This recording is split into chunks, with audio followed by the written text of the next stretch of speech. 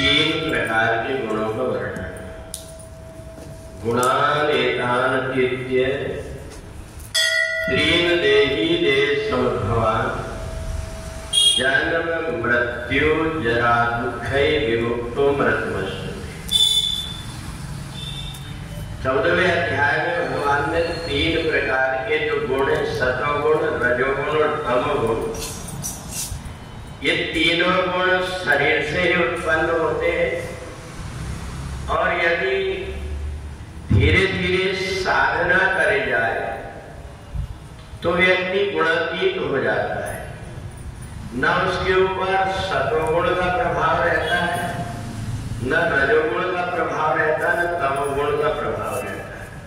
जब तक ये प्रभाव रहते हैं तब तक व्यक्ति के अंदर हलचल होते रहती है। उसको ये लगता है कि मैं ये कर लेता। अगर सतोगुण शरीर में बढ़ा हुआ है तो ऐसा लगता है कि सब लोग मेरी बड़ाई करते, सब लोग मेरी जय जयकार करते।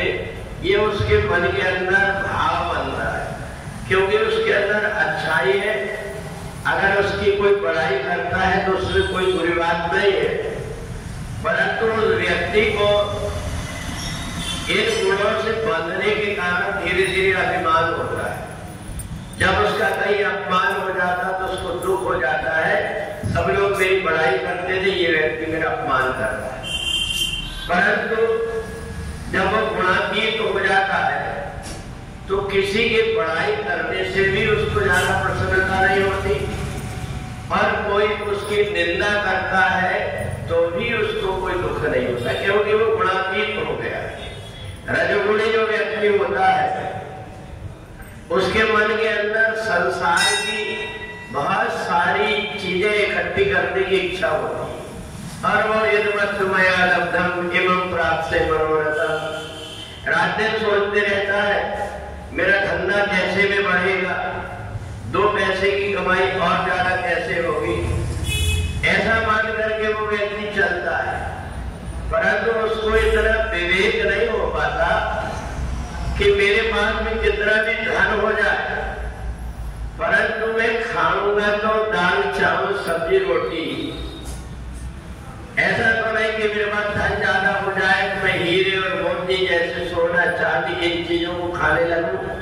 ये चीजें कोई खाने की नहीं, इनके कोई महत्व नहीं, इनको हमने महत्व दिया है।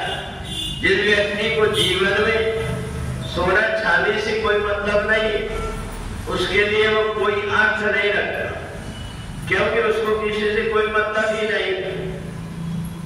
जिस महापुरुष ने अपने शरीर के वस्त्र तक त्याग दिया, उसको ना तो किसी के सोना चांदी देने से उसको कोई मतलब है, और ना ही किसी प्रकार की उसकी बड़ाई करने से। वो तो आकाश को ही अपना अंबर मान करके और संसार में आनंद में रहता है। और रजोगुणी व्यक्ति से जब नीचे व्यक्ति गिरता है तो वो तमोगुण में फंस जाता है, और ये तमोगुणी व्यक्ति अपने जीवन को आलस्य में बिताता है। उसको कोई काम करने की इच्छा नहीं होती, उसको ऐसा लगता है समय मिला जहां कहीं बैठा वहीं ऊँघने लगता है, सोने लगता है। तो ये तमोगुण का व्यक्ति को घेर लेता है तो उसका शरीर निष्क्रिय हो जाता है। इसलिए भगवान कहते हैं कि जिस समय गुणातीत त्रेयी देही धर्मफल, अगर ये शरीर से उत्पन्न होने वाले तीनों गुण से व्यक्ति अगर ऊपर हो गया तो न उसको जन्म लेने में कष्ट होता है, न मृत्यु में कष्ट होता है, और न ही उसके जीवन में सुख आए को और दुख आए को भी कोई अंतर आता। तो इसलिए इस गुणातीत अवस्था को जो व्यक्ति प्राप्त हो जाता है उसका संसार से कोई स्वार्थ नहीं रहता। वो संसार में दूसरों को प्रसन्नता हो इस बात का ध्यान रखता है, मेरे जीवन में ही सब कुछ मेरे को मिले, ये इच्छा जब तक रहती है तब तक वो गुणों से बना रहता है। और जब किसी प्रकार की इच्छा ना हो, जाए न चाहिए करो बचो प्रवसन सहज सने, तो इसलिए उसके हृदय के अंदर परमात्मा की ज्योति के दर्शन होने लगते हैं और वह व्यक्ति संसार के सब प्रकार के प्रपंच से हट करके परमानंद में मस्त रहता है।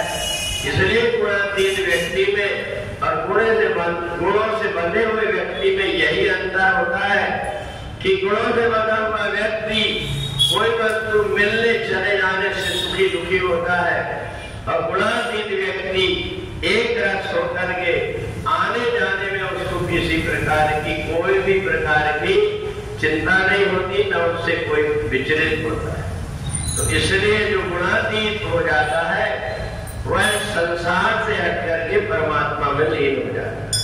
बोले वृंदावन बिहारी लाल की।